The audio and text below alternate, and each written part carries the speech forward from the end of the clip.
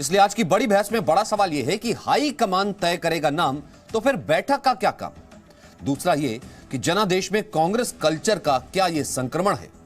तीसरा, remote control से चलेगी क्या अब 3 राज्यों की सरकारें। और चौथा, आला कमान वाले रिमोट से बनेंगे मुख्यमंत्री।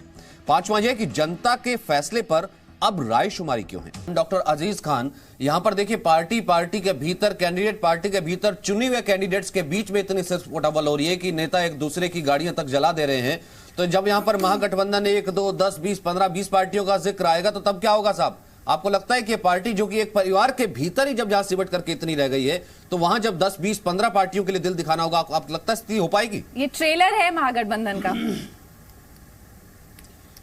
देखिए सचिन जी, इसमें कोई दो राय नहीं। जब कोई भी पार्टी किसी भी प्रदेश में जीतती है तो जो भी कार्यकर्ता होते हैं उसमें उत्साह होता है, और हर कार्यकर्ता चाहता कि मैं जिसको चाहता हूं वो हमारा नेतृत्व करे। ये एक कहीं ना कहीं एक भावना होती है। इतना उत्साह होता है कि आंसू गैस के गोले छोड़ने पड़ते हैं। देखिए खान साहब, यही डर है ना आपको कि कहीं चीजें डिसमेंटल ना हो जाए। यहां तो सिर्फ 2 लोग ही इकट्ठा हुए थे, साइकिल के पीछे बिठाया था। वहां पर देखिए यूपी से कैसे डीरेल हो गए।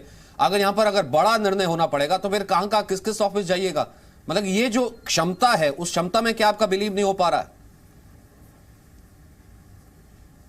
सर सचिन जी, यही मैं कह रहा था। मैडम ने बीच में इंटरप्ट कर दिया था, बात रखने नहीं दिया था। जब उत्तर प्रदेश का चुनाव हुआ था, यहां पे 5 दिन खींचतान चला था। जिस तरीके से आप देखिए कि 2 डिप्टी सीएम को यहां अपॉइंट किया गया, 5 दिन बड़ी मारधड़ हुई, तमाम समर्थक एक दूसरे से भिड़े रहे, तमाम दिक्कतें पैदा हुई। और रही बात राजस्थान की, यही वसुंधरा राजे सिंधिया है जिनका टकराव केंद्र से हुआ, और वो मैं तो आपसे पूछ रही हूं कि महागठबंधन में क्या करेंगे, किसको लीडर बनाएंगे, जहां इतने सारे लीडर हैं, धुरंधर बैठे हैं सारे। कोई भी पार्टी है उसका आंतरिक लोकतंत्र होता है, कोई भी पार्टी है उसका आंतरिक लोकतंत्र होता है। तानाशाही नहीं चलती है, राय मशवरा चलता है। और अगर कोई पार्टी अगर अपने लोगों को बैठा करके राय मशवरा कर रही है तो उसमें क्या बुराई है, आपको क्या तकलीफ हो रही है। कोई भी सीएम बने, समाजवादी पार्टी की मांग है कि जो भी वायदे किए थे कांग्रेस ने, वो वायदे पूरे होने चाहिए।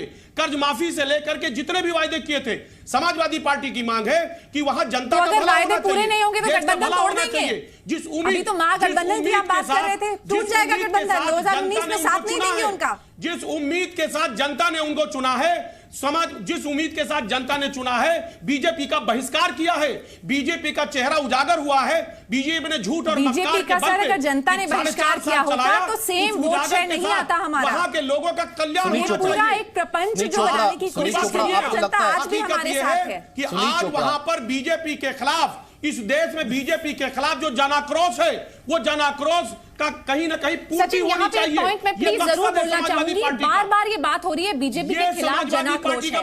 मंदसौर को बोला गया कि अग्रेरियन डिस्ट्रेस हो गया है, बिल्कुल किसान नाराज है। पिछली बार 2013 में 8 में से 7 असेंबली सीट बीजेपी के खाते में आई थी, इस बार भी वही स्थिति है। तो ये जो किसान की नाराजगी का एक कहानी बनाने की कोशिश की है, सरासर नकार दी है जनता ने।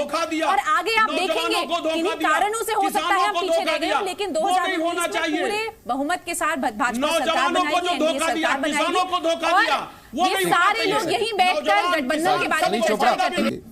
और सबने कहा है यूनिफॉर्मली कि वो जो भी आला कमान डिसाइड करेगा हम फॉलो करेंगे। ठीक है सर, लेकिन प्रेसिडेंट ऑफ द पार्टी क्या ये है कि अगर president of the party change हुआ, एक युवा प्रेसिडेंट बना, या फिर कह रहे हैं कि हमारा ये फ्यूचर लीडरशिप है, तो क्या वो भी एक ट्रेडिशनल उसी तरीके से कन्वेंशन फॉलो करता है, या फिर वो लकीर खींचने में सक्षम नहीं है कि एक व्यक्ति जो कि अनुभव जिसके पास है, जो पहले सीएम रह चुका है, या फिर एक नया व्यक्ति जिसको वो प्रोजेक्ट कर रहा है, क्या इसमें किसी तरीके की इनसिक्योरिटी है, नई लाइन जो है वो स्टैब्लिश नहीं होने देना चाहते? क्योंकि कई ऐसी चीजें जिसके इर्द गिर्द ये डिबेट घूम रही है। खैर, मुलाकातों का दौर तो लगातार चलता रहेगा, हमारी इस पर नजर भी रहेगी। बहुत बहुत शुक्रिया फिलहाल हमारे साथ बने रहने के लिए और इस चर्चा के लिए।